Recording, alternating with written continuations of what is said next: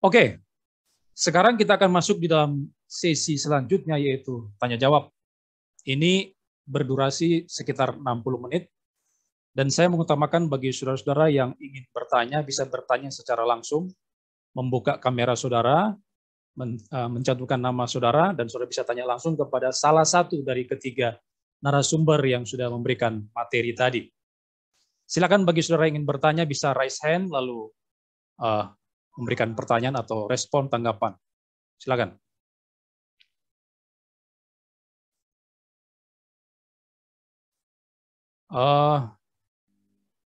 Siapa ya ini resen?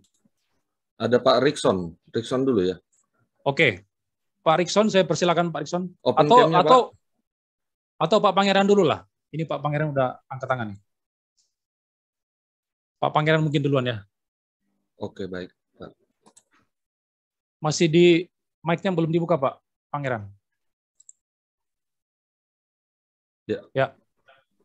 Iya, itu di-unmute dulu, Pak. Sudah kedengaran suara Bapak. Oh, sudah, ya.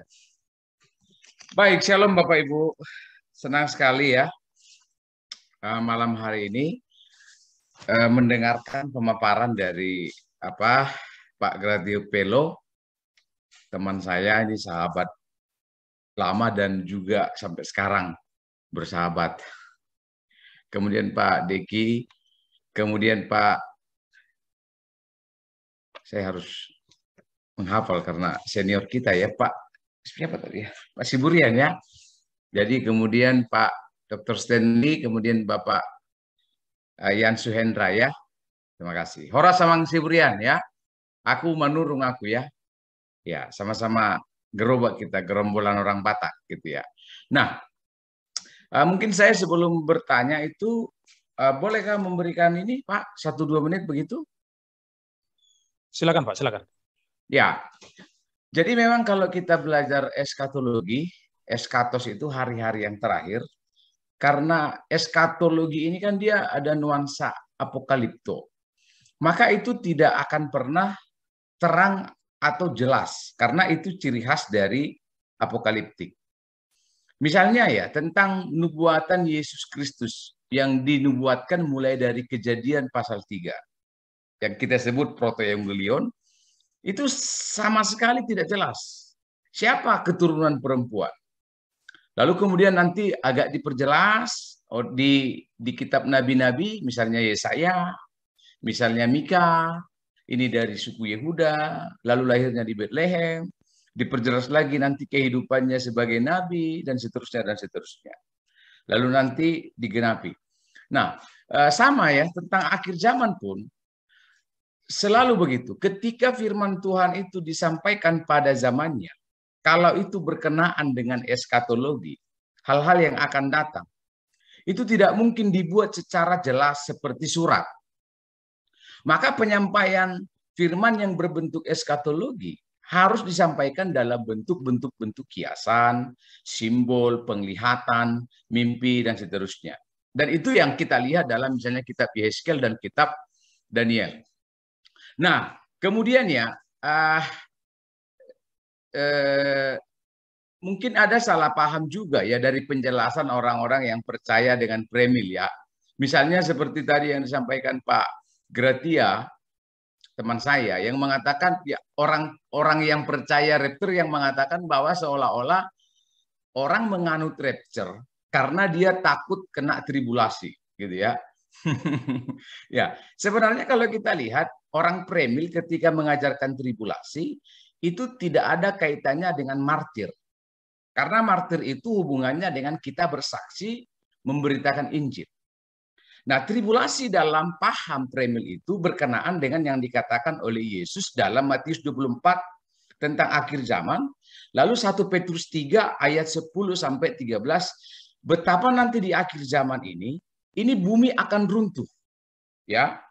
Maka nanti dalam konsep tribulasi orang premil, penekanannya adalah bahwa bumi ini akan dihancurkan, dan itu klop dengan Matius 24, itu klop dengan 1 Petrus 3, bahwa nanti bumi ini akan dihancurkan. Dan ini dia, hal yang kurang jelas yang disampaikan oleh Yesus itu dibuat lebih jelas oleh Yohanes sekitar 30 tahun setelah Yesus berkhotbah, Matius pasal 24, dan setelah Petrus menuliskan suratnya. Begitu kira-kira. Nah, itu yang kita sebut ya, teman-teman dari Reform pun pasti setuju dengan istilah Alkitab menafsirkan Alkitab diri, atau Alkitab menafsirkan dirinya sendiri. Nah, jadi ada kesalahpahaman mungkin penjelasan dari orang yang percaya rapture bahwa seolah-olah kalau orang mengajarkan tentang pengangkatan itu seolah-olah karena kita ini seperti orang yang tidak mau menderita. Nah, kira-kira gitu ya. Padahal masalah martir itu kita satu visi bahwa kita harus menjadi martir, tidak takut memberitakan Injil apapun risikonya, itu kita satu nada. Itu kita satu roh, satu barisan, seirama kita dalam hal itu. Dan penganut premil tidak sedang ingin memberikan image atau menggiring opini seolah-olah kita ingin menghindari penderitaan. Jadi ada penderitaan yang bersifat karena memberitakan Injil, yaitu hubungannya dengan martir. Tapi konsep tribulasi yang dianut premil adalah tentang penghancuran bumi ini. Tidak ada yang bisa lari, kata Yesus dalam Matius 24, lalu Petrus juga menjelaskan itu. Nah, jadi itu dia. Nah, tadi menarik ya yang disampaikan oleh Pak Deki. Ini saya belum bertanya ya Pak Albert ya. Mohon maaf. Ini sebenarnya siap. saya bukan penanggap, tapi karena topik yang disampaikan oleh Pak Gratia dan Pak Deki dan Pak Siburian tadi menarik sekali, saya kira ini bagus sekali. Nah, masalah Wahyu pasal 19-20 yang dalam proposalnya Pak Deki tadi itu disebutkan sebagai dokumen berbentuk rekapitulasi. Ya, saya setuju itu sebagian, khususnya Wahyu pasal 1 sampai Wahyu pasal 4. Maka kalau kita berbicara Wahyu pasal 1 sampai pasal 4 tentang 7 jemaat itu, memang itu adalah 7 jemaat yang sudah didirikan. Ya, beberapa didirikan oleh Paulus dan beberapa lain didirikan oleh rasul-rasul yang lain. Tetapi kalau kita melihat dimulai Wahyu pasal 5, itu sepertinya ada penekanan yang berbeda. Bahwa ketujuh jemaat itu, buka telingamu, dengarlah apa yang akan kulihat untuk hal-hal yang akan datang. Nah, kira-kira itu bahasa sederhananya. Dan itu sebabnya memang akan lebih tepat itu didekati dokumen, khususnya mulai Wahyu pasal 5 itu sebagai peristiwa sekuens, tapi bukan secara peristiwa, tapi secara visi. Nah, teman-teman Amil kan akan berkata bahwa semua yang ditulis dalam kitab Wahyu itu kan sudah terjadi. Baik itu yang terjadi di zamannya di zamannya Yesus maupun di zamannya Yohanes. Ya, makanya kaisar-kaisar yang memerintah di situ bisa saja fleksibel. Misalnya di zamannya Yesus ada Herodes, lalu nanti ada Herodes Agung, ada Herodes Antipas, lalu nanti Titus, dan seterusnya dan seterusnya. Tetapi nanti kalau kita lihat, sepertinya ini ada masalah. Kalau semua yang dituliskan dalam kitab Wahyu itu sudah terjadi di zamannya Yesus atau di zamannya Yohanes. Ya, misalnya 144.000 yang jelas di sana ada 12.000 dari suku A, dari suku B, dan seterusnya dan seterusnya. Lalu kalau kita lihat Pak, Yesus mengatakan untuk masalah tribulasi itu ya dalam Matius 24 ada sebuah frase di sana bahwa peristiwa ini belum pernah terjadi. Baik zaman dulu maupun zaman sekarang. Maksudnya itu zamannya waktu Yesus mengucapkan firman itu. Nah, jadi dan nanti kalau kita lihat ini sepertinya memang ada unsur rekapitulasi dalam Wahyu itu, tetapi ada unsur sequence dalam bentuk visi, begitu ya. Ya. Nah, misalnya nanti Wahyu 12, apakah itu sudah terjadi? Kalau kita lihat nanti Wahyu 12, maka banyak pertanyaan di sana. Atau misalnya Babel yang disebutkan di situ, apakah itu memang mengacu kepada Babel zamannya Yesus atau zamannya Yohanes? Karena kalau nanti kita lihat ciri-cirinya Babel yang dituliskan dalam Wahyu itu sangat berbeda kalau misalnya itu mau kita hubungkan dengan peristiwa-peristiwa di zamannya Yesus atau di zamannya Yohanes, begitu. Nah, lalu misalnya ini menurut saya agak penting ya, agak penting. Misalnya bahwa Wahyu itu adalah kitab apokaliptik. Masalahnya dalam kanon kita yang mengikuti kanon Yunani, Pak, Wahyu itu dimasukkan dalam kategori atau kelompok nubuatan. Nah, ini masalah ini. Ada Injil, ada kisah para rasul sejarah, lalu ada surat-surat, lalu ada nubuatan, yaitu kitab Wahyu. Dan tentu kita semua paham ya bahwa nubuatan itu selalu berbicara 3 aspek. Ada yang telah terjadi, ada yang sedang terjadi, ada yang akan terjadi. Nah, itu sebabnya betul Wahyu itu mengandung apa yang telah terjadi, apa yang sedang terjadi itu fenomena-fenomena, tetapi apa yang akan terjadi. Kalau Wahyu pasal 1 sampai 22 itu nanti kita buat itu sudah terjadi pada zamannya Yohanes. Itu yang saya katakan banyak sekali pertanyaan yang agak sulit kita jawab. Begitu. Nah, maka penganut premil, Pak, menggunakan pendekatan namanya double reference. Bahwa dalam satu perikop itu bisa ditafsirkan secara nubuatan ya. Kalau kita setuju mengelompokkan bahwa Wahyu ini adalah kitab nubuatan bernada apokalipto, maka ada namanya double reference. Misalnya ya, kalau misalnya Pak Deki atau Pak Gratiapello misalnya nggak setuju dengan pendekatan premil yang misalnya kaum premil kan ingin menjelaskan kerajaan 1000 tahun itu menghubungkannya secara intertekstual, misalnya dari kitab Daniel dan beberapa kitab yang lain. Lalu misalnya saya ingin mengkontraskan ya apa yang dikatakan tadi oleh Dr. Stanley. Bahwa kan sebenarnya ini secara konteks Wahyu pasal 20 dan juga tadi Pak Suhendra ya, bahwa itu kan adalah peristiwa yang pada saat itu terjadi. Wah, kalau nanti kita menggunakan atau hanya terpaku pada konsep itu, maka nanti kita akan banyak bertabrakan dengan kitab-kitab perjanjian lama. Misalnya, Yesaya 57, Yesaya pasal 9. Apakah itu layak digunakan untuk menubuatkan tentang Yesus yang akan 700 tahun kemudian setelah Yesaya baru lahir? Kalau kita lihat dari aspek keperluan pada zaman Yesaya, tidak bisa. Karena kalau kita lihat dari Yesaya pasal 1 sampai pasal 40 berbicara Yehuda sebelum dibuang, pasal 41 sampai pasal 55 ketika Yehuda dibuang, pasal 56 sampai pasal 66 setelah Yehuda dibuang. Jelas nada besar dari kitab Yesaya berbicara tentang Yehuda sebelum dibuang, sedang dibuang, setelah dibuang. Tapi kita semua Kristen konservatif sepakat menggunakan Yesaya 57 berkenaan dengan nubuatan Yesus. Yesaya 9 juga demikian, anak yang telah lahir itu. Nah, atau misalnya, kalau misalnya tadi Pak Siburen keberatan bahwa kitab Wahyu itu adalah kitab apokaliptik, maka harus ditafsirkan secara simbol. Misalnya Mazmur, kita sepakat memasukkan kitab Mazmur sebagai dokumen atau literatur bernada puisi. Tapi kita juga mengutip Mazmur 22 yang bernada nubuatan.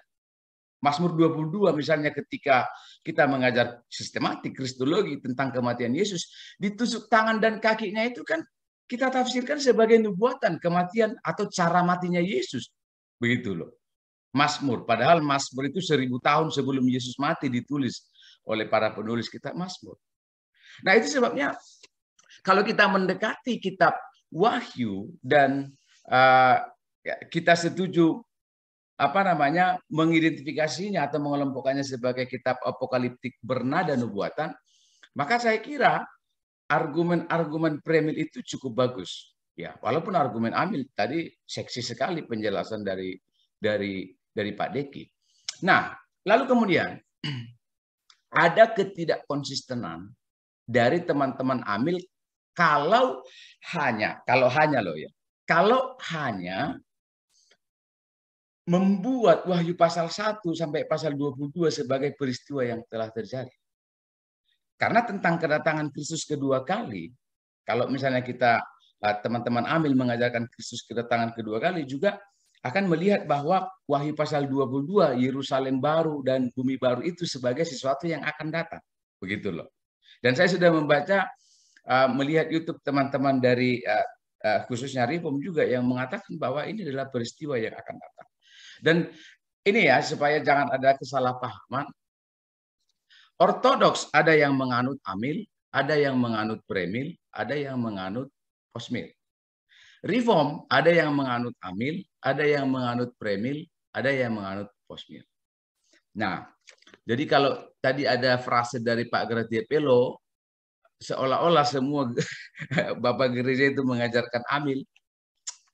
Sebenarnya kalau kita lihat tadi Pak Stanley malah menyampaikan bahwa kesan apa namanya itu, kesan positifnya, misalnya Justinus Martir, Papias, Irenaeus, dan beberapa bapak gereja itu dari kutipan-kutipan yang kalau kita baca sepertinya mereka bernada premil walaupun tidak bisa disebutkan sebagai kaum dispensasional. Nah, jadi pertanyaan saya Pak Diki dan Pak Gratia Pelo dan juga Pak Siburian, kalau misalnya kita memang melihat wahyu ini sebagai peristiwa yang akan datang, peristiwa yang telah terjadi, bagaimana kita menjelaskan tempat-tempat yang dibicarakan dalam wahyu itu yang begitu nyata, sungai-sungai yang dibicarakan di sana begitu nyata, kronologi yang dinyatakan di sana itu bernada sesuatu yang akan terjadi. Nah, ketika Premil menjelaskan kerajaan 1000 tahun, mereka mengutip Yesaya 65. Dan Pak, akan sulit sekali kita menafsirkan Yesaya itu, khususnya Yesaya 60, 61, 65, kalau itu tidak ada hubungannya dengan Wahyu pasal 20, kerajaan 1000 tahun. Karena kalau misalnya kita berkata ya, dalam Yesaya 65 itu dikatakan bahwa mereka akan makan kebun anggurnya, waduh luar biasa itu. Pertanyaan saya, di mana ucapan Yesaya dari Yesaya 60 sampai 65 itu digenapi? Karena kalau kita lihat, setelah ucapan Yesaya itu, 125 tahun kemudian Yehuda dibuang tahun 586 sebelum Masehi, 536 mereka mulai dipulangkan, 516 sebelum Masehi Bait Allah selesai dibangun. Setelah itu tidak ada masa jayanya orang Israel itu. Karena mereka dihajar itu sama media Persia. Setelah itu dihajar oleh kerajaan Yunani, Alexander Agung. Lalu nanti dihancurkan oleh kekaisaran Romawi, bahkan tahun 70 itu Bait Allah dihancurkan ulang, lalu orang-orang Israel menjadi diaspora dan lari kemana-mana. Baru tahun 1948 mereka kembali ke Israel, dan belum ada fenomena Yesaya 65 itu dialami oleh orang Israel. Pak Pangeran, bisa dipersingkat Pak? Waktu ya, kita jadi oke. Jadi pertanyaan saya adalah bagaimana kita menafsirkan nanti teks-teks dalam Perjanjian Lama itu tentang misalnya pemulihan dan seterusnya, kerajaan yang damai, yang tenang dan seterusnya dan seterusnya. Itu Pak. Mungkin saya mohon maaf ya teman-temannya kalau saya menyampaikannya berbelit-belit. Memang itu ciri khas saya, selalu membuat yang sederhana menjadi rumit. Terima kasih Pak Albert ya. Oke, siap. Makasih Pak. Saya kira ini ditujukan kepada Pak Gracia dan Pak Deki untuk menanggapi apa yang sudah disampaikan oleh Dr. Pangeran tadi tentang rapture, lalu ketidakkonsistenan dalam memahami kitab Wahyu. Silakan, mungkin dari Pak Gracia dulu. Silakan Pak. Oke. Terima kasih kepada teman dan sahabat lama. Saya senang dengan pernyataan garis besarnya bahwa Premil tidak takut mati. Itu yang saya tunggu-tunggu. Kalau semua gereja dalam pandangan eskatologi yang berbeda-beda punya satu kesepahaman bahwa kita harus hidup benar, kudus, dan siap mati kapanpun, itu yang saya tunggu-tunggu. Karena antara yang disampaikan oleh sahabat saya, si Pangeran Manurung, dengan apa yang saya dengar dari telinga saya langsung, ada banyak keresahan dan ketakutan di kelompok-kelompok Pentakosta karismatik tentang antikristus, sehingga belum apa-apa, sudah banyak yang PHK, yang banyak banyak kacau balau. Nah, mengenai tentang nubuatan, saya mengatakan tadi, itu sudah terjadi dan akan berulang kali. Akan terjadi nubuatan yang berulang.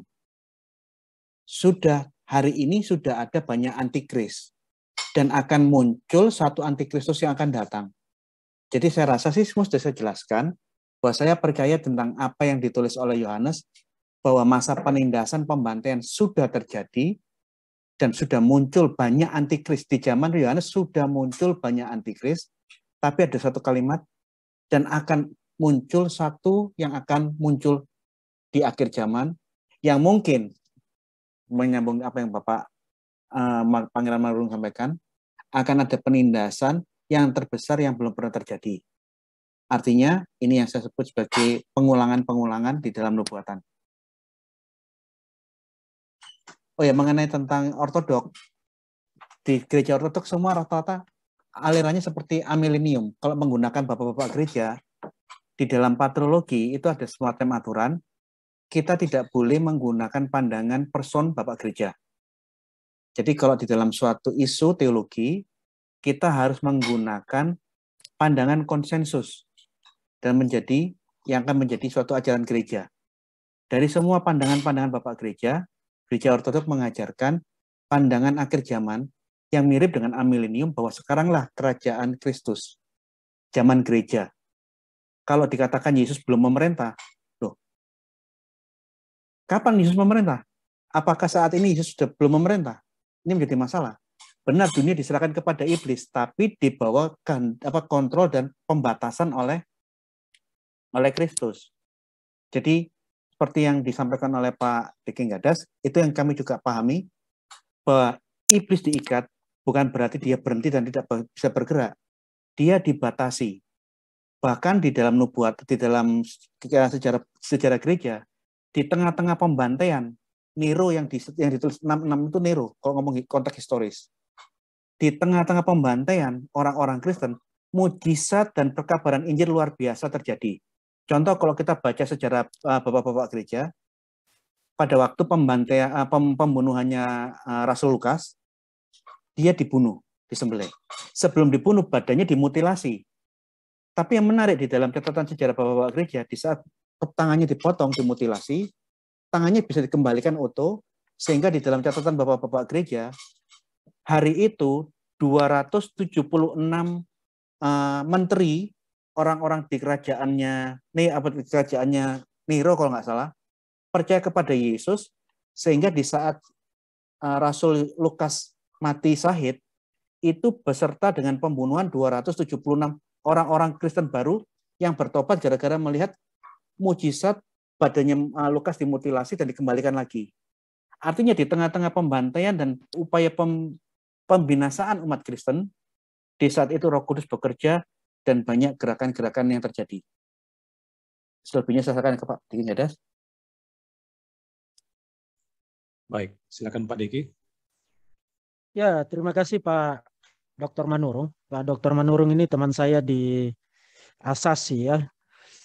Ada beberapa hal, Lai. Pertama, ada beberapa komentar, 2 kalau saya tidak salah catat, yang sebenarnya saya tidak percaya begitu. Pertama, tentang apakah seluruh kitab Wahyu itu sudah terjadi.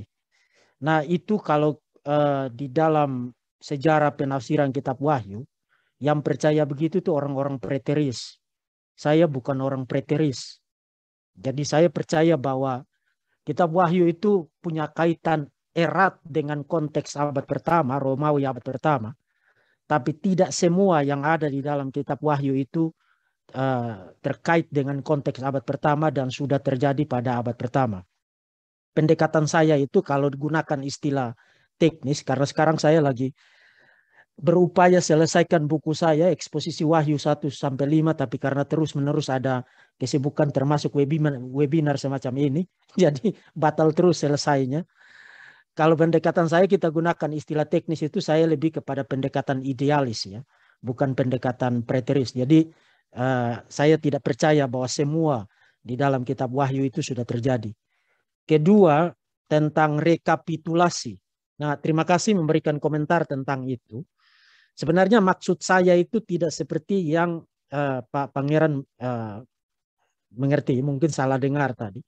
Maksud saya dengan istilah rekapitulasi adalah cara Yohanes membahasakan peristiwa yang satu sama dengan 2 atau 3 cara yang berbeda.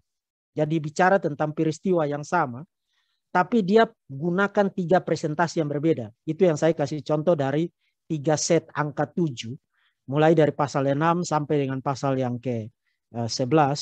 Kemudian nanti di pasal 16 muncul lagi 7 cawan murka Allah itu. Tapi sebenarnya kalau kita baca detail-detail penggambarannya, itu dia bicara peristiwa yang sama.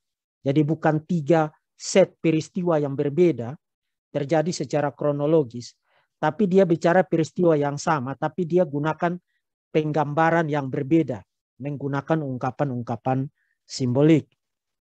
Hal itulah yang menjadi inti argumen saya di dalam 3 poin argumentasi yang tadi. Karena saya percaya bahwa Wahyu pasal 20 itu adalah rekapitulasi dari pasal 19, kemudian pasal 16, kemudian termasuk juga rekapitulasi dari Wahyu pasal yang ke-12. Dan kalau ada waktu yang cukup, tadi saya kurang detail memperlihatkan hubungan antara pasal 20 dan pasal 12. Tapi nanti kalau ada waktu kita bisa perlihatkan itu. Paralelnya itu cukup kuat untuk bisa diperlihatkan. Jadi saya gunakan istilah rekapitulasi itu dalam pengertian itu. Itu sebabnya saya menolak pembacaan kronologis terhadap pasal 19 dan pasal yang ke-20. Kemudian tentang Yesaya, nubuat-nubuat di dalam perjanjian lama ya. Oh itu saya senang sekali karena tadi sebenarnya saya mau bahas itu. Tapi karena waktunya hanya 30 menit, jadi saya tidak bahas itu. Supaya kita letakkan ini di dalam konteksnya. Saudara-saudara kita yang percaya premil, termasuk yang historis, yang dispensasionalis klasik atau yang progresif, biasanya merujuk misalnya kepada Yesaya pasal yang ke-60, kemudian Yehezkiel 40 sampai dengan 48. Janji mengenai bait suci, kemudian Israel akan dipulihkan, kerajaan Sion, dan lain sebagainya. Itu sebabnya ada angan-angan bahwa bait suci ketiga itu akan dibangun kembali. Kemudian ketika pemerintahan 1000 tahun itu didirikan, itu pusatnya itu di Yerusalem. Sebagai penggenapan dari teks-teks perjanjian lama itu. Nah yang menarik adalah, dan saya kira Lai tahu, karena Doktor teologi Lai kan bicara tentang, disertasinya bicara tentang intertekstual ya. Nah saya magister teologi saya itu, tesis saya itu juga intertekstual. Yang menarik adalah Wahyu pasal 20 yang menjadi teks utama bicara tentang kerajaan 1000 tahun tidak membuat alusi apapun kepada Yesaya pasal 60 maupun Yehezkiel pasal yang ke-40 sampai dengan 48. Tidak satupun. Nanti teks-teks yang tadi baru dialusi bukan di pasal 20, tapi di pasal 21 dan pasal 22, langit baru dan bumi baru. Jadi kalau bertanya tentang kapan itu semua digenapi di dalam langit baru dan bumi baru. Bukan di dalam kerajaan 1000 tahun yang dibicarakan di dalam pasal yang ke-20. Berdasarkan alusi yang muncul di dalam pasal 21 dan pasal 22. Jadi terima kasih telah mengajukan pertanyaan tentang itu. Yang terakhir tentang genre apokaliptik. Ya kita tahu bahwa tidak setiap kata di dalam kitab Wahyu itu pasti simbolik. Itu kan impossible. Termasuk waktu kita membaca puisi juga tidak semua kata di dalam puisi itu pasti figuratif. Ada kata-kata tertentu yang literal. Itu kita tahu, itu sudah, dan tidak ada orang yang berargumentasi begitu. Tetapi sebagai sebuah aturan hermeneutik, kita membaca literatur berdasarkan jenis tulisannya. Jadi kalau kita membaca novel, kita baca sebagai hiburan. Kita tidak membaca novel sebagai informasi matematika atau sejarah atau biologi. Atau kita membaca buku sejarah, kita tidak perlakukan seperti kita membaca buku filsafat atau buku teologi dan lain sebagainya. Jadi jenis tulisan itu menentukan harapan dan cara membaca. Karena perkakas-perkakas sastra yang digunakan itu berbeda. Dan itu menentukan cara membacanya. Nah perkakas utama, dan saya kira para saudara-saudara, para scholar yang premil juga setuju, perkakas sastra yang utama dari genre apokaliptik adalah bahasa-bahasa simbolik. Itu sebabnya aturan dasar di dalam membacanya adalah hal-hal yang ada di dalam literatur apokaliptik harus diasumsikan simbolik kecuali ada alasan yang kuat dari teksnya untuk dibaca secara literalistik.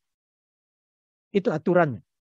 Dan memang kita temukan itu berkali-kali di dalam kitab Wahyu, bahkan mulai dari pasal pertama ya, 7 kaki dian, kemudian 7 bintang dan seterusnya. Angka-angka, kemudian binatang, kemudian imagery yang tidak biasa seperti bertanduk 10, berwarna merah padam dan lain sebagainya. Itu semua simply tidak bisa dimengerti secara literalistik. Jadi karena sekarang saya bahkan punya disertasi doktoral dari Charles Ryrie ya, yang salah satu dedengkot dari dispensasionalisme di Dallas Theological Seminary ya. Dia tulis disertasi doktoral dengan judul The Basis of the Premillennial Faith ya.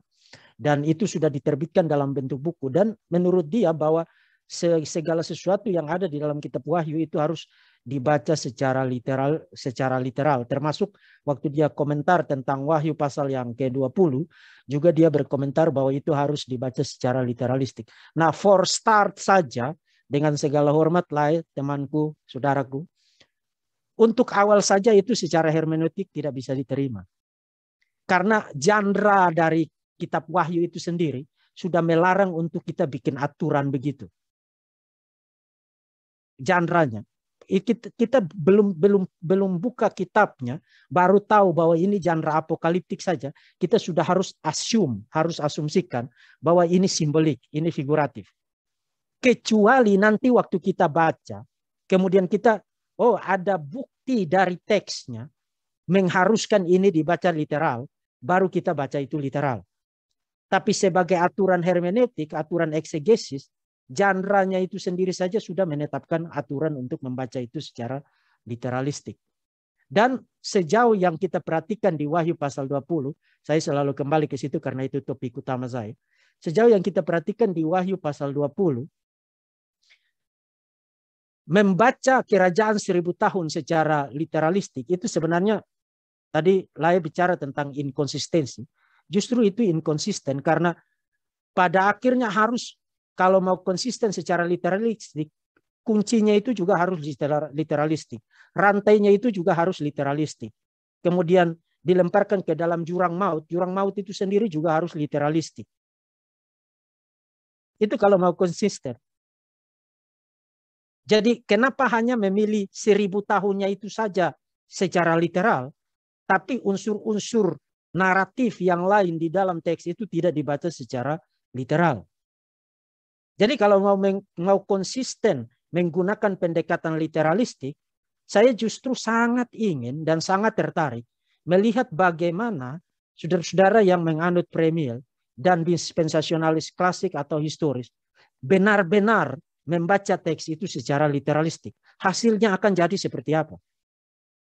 Karena ini sama seperti pick and choose. Memilih yang cocok dengan skema eskatologi premil. Misalnya 1000 tahun itu cocok dengan skema eskatologi premil. Kemudian itu literal. Tapi begitu ketemu kuncinya, begitu ketemu jurang mautnya, kemudian ketemu diikatnya, itu tidak literal. Dan by the way, bagaimana dengan rantai itu bisa dipakai secara literal mengikat setan? Apakah setan itu makhluk fisikal? Sehingga diikat dengan rantai yang, waktu kita gunakan rantai kan kita tahu itu materi ya. Bagaimana yang materi dipakai mengikat yang non materi. Jadi akhirnya pembacaan semacam itu, aturan hermeneutik semacam itu berakhir dengan inkonsistensi yang nyata.